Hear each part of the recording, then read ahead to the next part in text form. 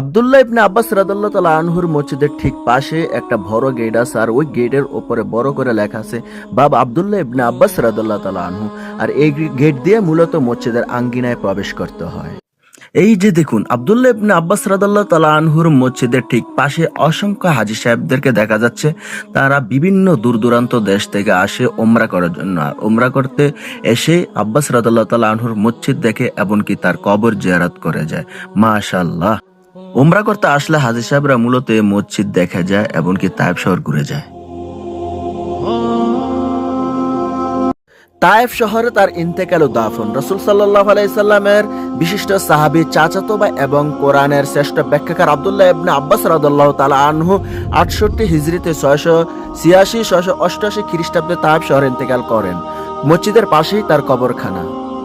আর এদিকে আমার মামাতো ভাইয়ের বন্ধু মিলে কবুতর দেখে ভিডিও বানাইতে গেছিল, কিন্তু কবুতর বেচারারা তাদের জন্য খাবারগুলো ঠিকমতো খাইতে পারেনি।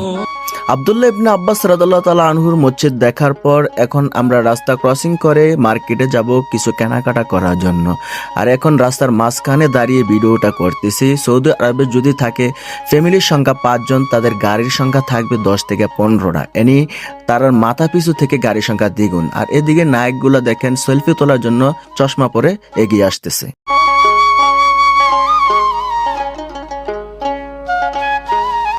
তায়েফ শহরের প্রবাসীরা এই মার্কেট থেকে স্বল্প মূল্যে সুস্বাদু খেজুর কিনে দেশে নিয়ে দেশের আত্মীয়স্বজনদের মুখে তুলে দেয়। মাশাআল্লাহ।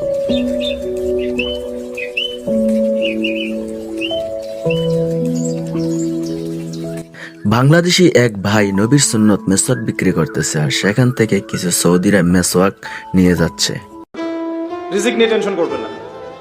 এখনকার যুব সমাজের সবচেয়ে বড় টেনশন রিজিক। একটা জব, একটা ভালো জব, একটা ভালো ব্যবসা, সে সিকিউরড লাইফ চাচ্ছে। রিজিক নিয়ে চিন্তা করবেন না। আপনার কাছে যে রিজিক আছে এটা আপনার কাছে আসবেই ইনশাআল্লাহ। হয়তো পুরোটা মার্কেট লাইট দিয়ে এভাবে সাজিয়ে রাখছে। কি অসাধারণ দৃশ্য! রাতের দৃশ্যটা আপনাদেরকে দেখাতে পারলাম না, দুঃখিত।